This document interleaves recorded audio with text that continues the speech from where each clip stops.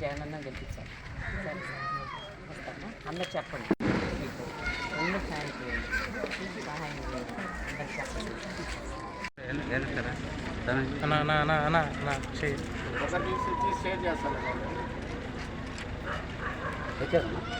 ముందుకు వచ్చినటువంటి వ్యక్తి నల్గొండ ప్రసన్న కుమార్ రెడ్డి గారు. మరి ఇప్పుడు ఎవరో ఇప్పుడు దాకా ఉన్నటువంటి వాళ్ళని పక్కన పెట్టి చంద్రబాబు నాయుడు మరి కోటీశ్వరుని కోట్లు ఉన్నటువంటి కోట్లు పడిగనెత్తినటువంటి వాళ్ళని కోవూరు నియోజకవర్గాన్ని పంపించారు. కోవూరు నియోజకవర్గ ప్రజలు ఏ రోజు కూడా అమ్ముడుపోయేటువంటి ప్రజలు కాదు. ఇంతకన్నా కోటీశ్వరులు కూడా గతంలో ప్రసన్న కుమార్ మీద పోటీ చేసినారు. ఏ రోజు కూడా అమ్ముడుపోయి ఒక ఏదైతే మంచి కుటుంబానికి ఆదరిస్తారు, అదేవిధంగా ఈరోజు కూడా నల్లపరెడ్డి కుటుంబాన్ని ఆదరించడానికి కోవూరు నియోజక ప్రజలు ఎప్పుడెప్పుడా మే 13 వస్తుంది, ఎప్పుడెప్పుడా ఫ్యాన్ గుర్తు మీద ఓటేసి ప్రసన్న కుమార్ని మళ్ళీ ఎమ్మెల్యేగా చేసుకుని విజయసాయిని ఎంపీగా చేసుకుని ఈ నియోజకవర్గం అభివృద్ధి మరి జిల్లా అభివృద్ధి కూడా ఇదే విధంగా కొనసాగాలంటే మళ్ళీ ఫ్యాన్ గుర్తు మీద ఓటేయాలి. జగనన్న మళ్ళీ ముఖ్యమంత్రి కావాలి.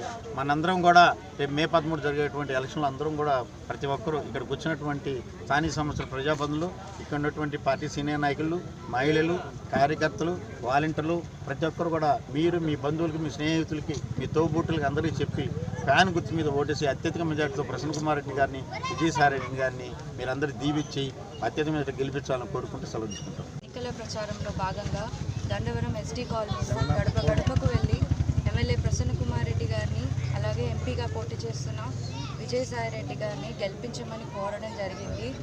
ఇంటింటికి వెళ్ళినప్పుడు ప్రజలు ఇచ్చే స్పందన వింటుంటే చాలా ఆనందంగా ఉంది. మమ్మల్ని ఆదుకున్నాడమ్మా మా జగన్మోహన్ రెడ్డి గారు, అలాగే మాకు ఎప్పుడు అందుబాటులో ఉంటారు మా ఎమ్మెల్యే గారు. మేము ఆయనను వదులుకోము. పోయినసారి కంటే ఈసారి ఇంకా మంచి మెజారిటీతో గెలిపిస్తాము. ఆయన ఎంతో అభివృద్ధి చేశారు. మాకు ఏ సమస్య ఉన్నా మేము నేరుగా ఇంటికి వస్తామమ్మా. మాకు ఆ స్వేచ్ఛనిచ్చారు. ఖచ్చితంగా మళ్ళీ జగన్మోహన్ రెడ్డి గారిని అలాగే మా ఎమ్మెల్యే గారిని గెలిపించుకుంటాము అని చెప్తున్నారు. చాలా ఆనందంగా ఉంది. థ్యాంక్ యూ అండి.